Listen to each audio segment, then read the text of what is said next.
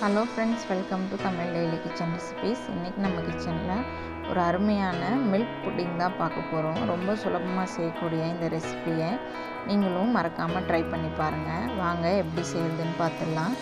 ஒரு பாத்திரம் எடுத்து வச்சுக்கோங்க. பாத்திரத்தில் 1 கப் அளவுக்கு பால் சேர்த்துக்கோங்க. 1/2 கப் அளவுக்கு மிக்சியில் அடித்து வச்சுட்டு சுகர் சேர்த்துக்கலாம். அதிலே 2 ஏலக்காயும் சேர்த்து நீங்கள் அடிச்சுக்கோங்க. 1/4 கப் அளவுக்கு பால் பவுடர் சேர்த்துக்கோங்க. பால் பவுடர் சேர்த்துட்டு எல்லாத்தையும் நல்லா கலந்து விட்டுக்கோங்க.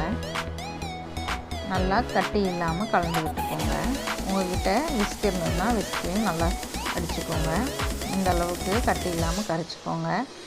இப்போ இதை நம்ம கொதிக்க வச்சு எடுத்துக்கலாம். பால் நல்லா காயட்டும்.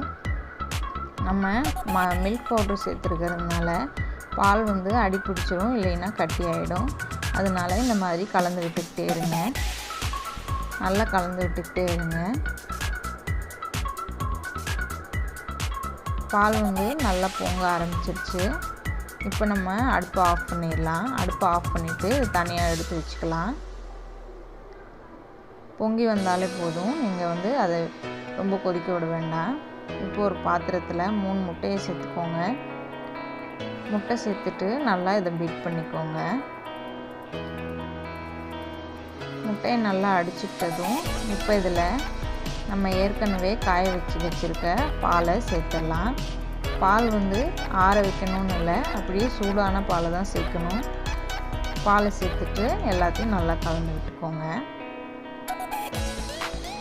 பால் சேர்த்ததுக்கப்புறம் நல்லா அடிக்கணும். மாதிரி நல்லா அடித்து விட்டுக்கோங்க. கொஞ்சம் நேரம் மட்டும் நம்ம இது பண்ணிவிட்டு விட்டுற வேண்டாம். நல்லா பீட் பண்ணிக்கோங்க. இது எல்லாமே நல்லா மிக்ஸ் ஆகணும். உங்களுக்கு தேவைப்பட்டதுன்னா முட்டையோட ஃப்ளேவர் வர மாதிரி இருந்ததுன்னா வெனிலா எசன்ஸ் வேணால் கொஞ்சமாக சேர்த்துக்கலாம்.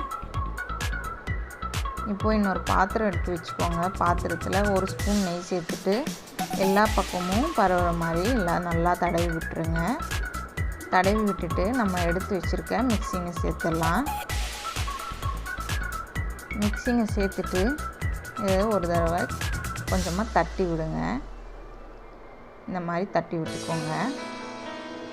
நான் ஏற்கனவே ஒரு கடாயில் தண்ணி இந்த அளவுக்கு வச்சு வேக வச்சுருக்கேன். கீழே ஒரு சின்ன ஸ்டாண்டு போட்டிருக்கேன்.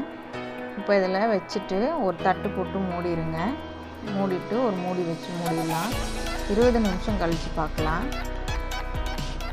20 நிமிஷம் கழித்து பார்த்திங்கன்னா நல்லா வெந்திருக்கு. ஒரு தட்டி விட்டு இந்த மாதிரி பாருங்கள். ஒட்டாமல் வந்ததுன்னா நம்ம புட்டிங் ரெடி ஆயிடுச்சு. இப்போ இது கொஞ்சம் நேரத்துக்கு அப்புறம் ஆறுனதுக்கப்புறம் நம்ம தட்டில் மாற்றிடலாம். ஓரங்களில் எல்லாத்தையும் இந்த மாதிரி எடுத்து விட்டுருங்க. எடுத்து விட்டு இந்த மாதிரி தட்டிட்டு நம்ம தட்டில் மாற்றிடலாம். நம்ம மில்க் புட்டிங் சூப்பராக தயாராகிடுச்சு. ரொம்ப சுலபமாக ரொம்ப டேஸ்ட்டாக இருக்கும். நீங்களும் ட்ரை பண்ணி பாருங்கள். 1 கப் பால் இருந்ததுன்னா இந்த ஸ்வீட் ரெடி பண்ணிடலாம். இந்த வீடியோ உங்களுக்கு பிடிச்சிருந்ததுன்னா ஒரு லைக் கொடுத்துருங்க. நம்ம சேனலை ஃபர்ஸ்ட் டைம் பார்க்குறீங்கன்னா மறக்காமல் சப்ஸ்கிரைப் பண்ணிக்கோங்க. உங்கள் ஃப்ரெண்ட்ஸ் அண்ட் ஃபேமிலிக்கு கண்டிப்பாக ஷேர் பண்ணிக்கோங்க.